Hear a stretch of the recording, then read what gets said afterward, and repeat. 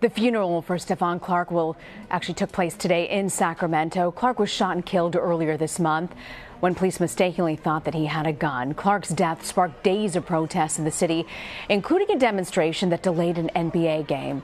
Reverend Al Sharpton spoke during the service and specifically hit back against the White House for claiming that this was a local issue.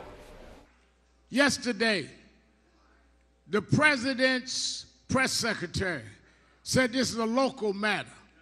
No, this is not a local matter. They've been killing young black men all over the country. And we are here to say that we're going to stand with Stephon Clark and the leaders of his family. We are putting aside our differences. It's time for preachers to come out the pulpit. It's time for politicians to come out the office. It's time for us to go down and stop this madness. CBS News correspondent Jamie Yuccas joins me now from Sacramento. Jamie, we heard Reverend Al Sharpton there. What was the audience's response to him?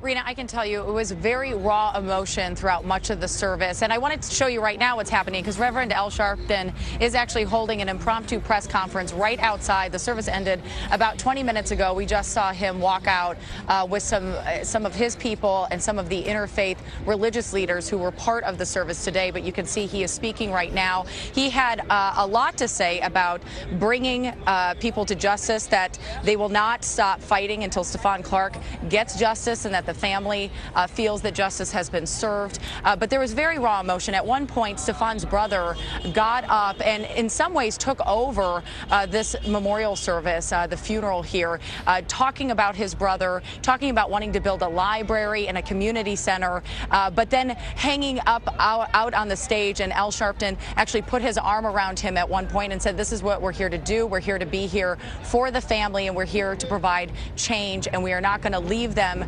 hanging, that once the cameras are gone, that he and his people are going to stay on site in Sacramento and try to provide some type of change within the police department. Of course, Stephon Clark, almost 2 weeks ago now, was shot in the backyard of his grandmother's house 20 times by 2 police officers. What had happened is that they had gotten a call that someone had been breaking into cars in the neighborhood.